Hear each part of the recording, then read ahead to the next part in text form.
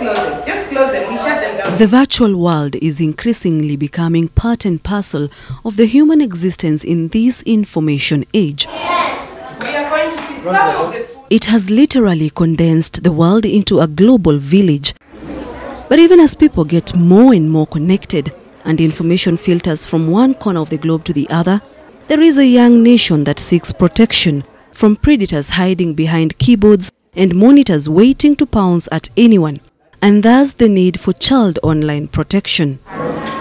We don't have an appropriate age as to when we can introduce our young ones. The moment you start giving your child a mobile phone to find out what it is all about, you have already started it.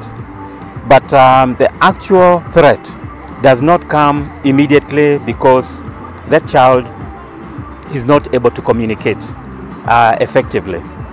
But the moment a child is able to communicate effectively through internet, the danger starts. Like her neighbors from around the world, Kenya marked the Day of Safer Internet for Children. At Elimu TV grounds, a number of learners converged physically, and thousands followed the session online from their schools to get tips on how to be safe in the virtual world.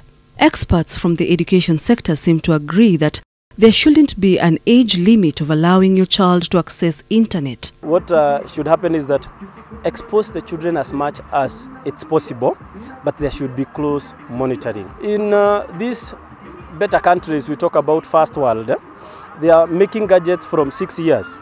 So if that child was not introduced to use of gadgets and internet, they wouldn't do enough research and come up with a gadget that adults can even use. Early exposure to internet, we can say, helps the child to work with the internet, but it's also always not a guarantee. But even as experts encourage early exposure of internet to children, there are parents who do not agree with the idea, and they will opt to shielding the children from internet. So is there a difference between children who are exposed early to the internet as opposed to those who do not have the opportunity or are not allowed to log into the internet? The one who was well tutored through internet usage, they are more knowledgeable about general information. With all the positives that are worth writing home about on how the internet has transformed lives, there are cases that have led to pain and anguish as a result of cybercrime. That child will be restless.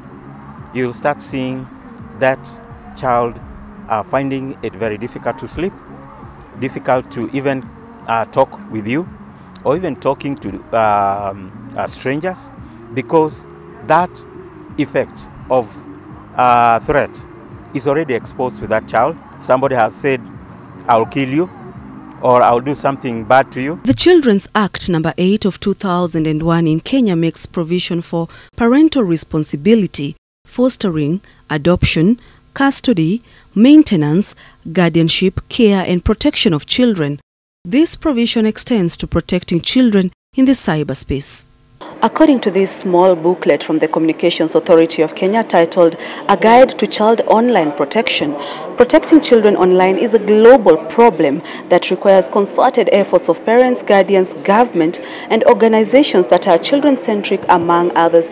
This is because children are vulnerable, and there have been many cases of children unknowingly getting into dangerous situations that sometimes have detrimental effects on them. Sharon Baranga, NTV, Nairobi.